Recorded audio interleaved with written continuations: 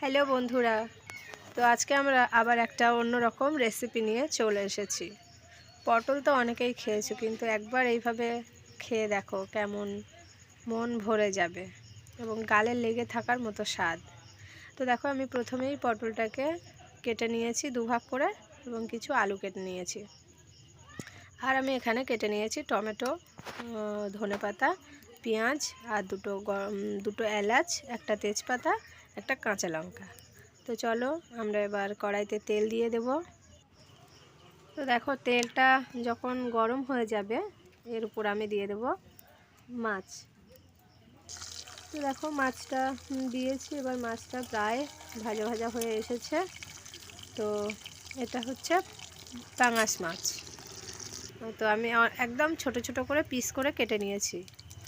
তো দেখো, এবার আমার মাছটা ভাজা হয়ে গেছে। আমি তেলের মধ্যে দিয়ে দিচ্ছি গোটা জিরে আর দিলাম পেঁয়াজ দিয়ে এবার একটা আমি নাড়াচাড়া করব। হ্যাঁ, আর একটা লঙ্কা দিয়েছি আমি, আর 5 ফোড়ন দিয়ে দেবো একটু। তো তারপর একটু নেড়েচেড়ে নেব।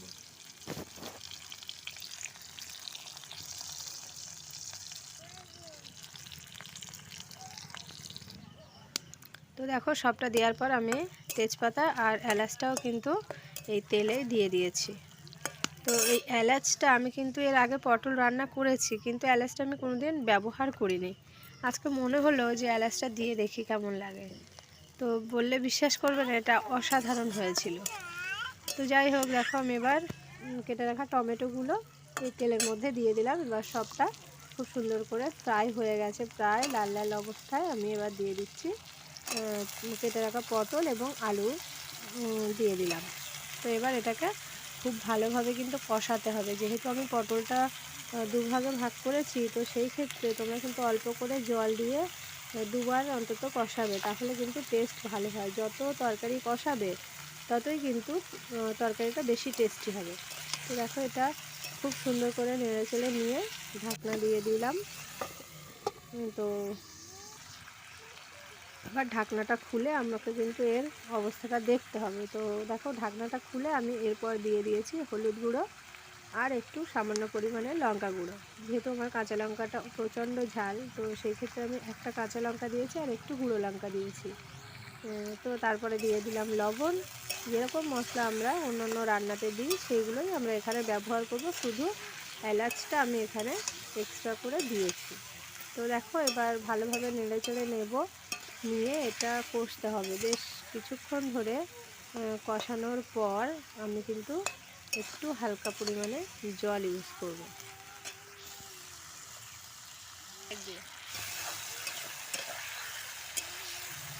তো দেখো, জলটা দেওয়ার জন্যে তরকারিটা খুব সুন্দরভাবে কিন্তু মানে ঝোল দেওয়ার আগেই কিন্তু সিদ্ধ হয়ে যাবে। তো দেখো, আবার আমি ঢাকা দিয়ে দিয়েছি এবং পরে ঢাকনা খুলে দেখছি যে এটা প্রায় লেগে লেগে যাচ্ছে। তখন কিন্তু আমি এটাতে আবার একটু জল দিয়ে কষে নেব। তো দেখো, কষানো আমার প্রায় কমপ্লিটের পথে। তো ভালোভাবে এটাকে আমার আরও নেড়েচেড়ে নিতে হবে। একটু লাল লাল পর্যায়ে যখন চলে যাবে তখন আমি এটাতে ঝোল দিয়ে দেবো। তো বন্ধুরা, চ্যানেলে অবশ্যই সাবস্ক্রাইব করে দিও এবং পাশে থাকা বেল আইকনটিও প্রেস করো। তো দেখো, আমি ঝোল দিয়ে দিয়েছি। এবার আমি এটাকে ঢাকা দিয়ে দেবো।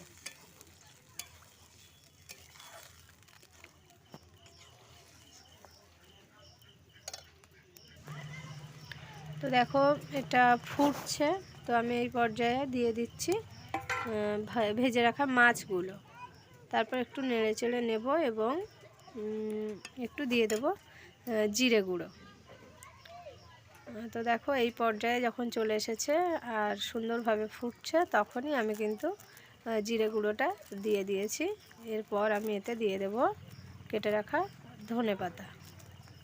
তাহলে কিন্তু আপনারা অবশ্যই আমাদের সাথে থাকবেন এবং চ্যানেলটি অবশ্যই সাবস্ক্রাইব করবেন, এবং আরও ভালো ভালো রান্না আমি যাতে নিয়ে আসতে পারি একটু উৎসাহ দেবেন, এটাই আপনাদের কাছে বলার। তো দেখো, এরপর আমি কিন্তু ধনেপাতাটা দিয়ে দেবো। আমার তরকারি কিন্তু প্রায় কমপ্লিটের পথে। তো কিছুক্ষণ আমি চুলোতে বসিয়ে রাখবো, এখন মানে জাল না দিয়েই। চুলোর যে আগুনটা রয়েছে সেটাতেই কিন্তু আমার বাকি রান্নাটা হয়ে যাবে। তো সেই জন্য আমি ঢাকা দিয়ে বেশ কিছুক্ষণ বসিয়ে রাখবো। এই যে বসিয়ে রাখার ব্যাপারটা তোমরা একটু করে দেখো, এটা কিন্তু বেশ টেস্টি হয়। তো দেখো এই পর্যায়ে চলে এসেছে। তো এবার খাওয়ার পালা।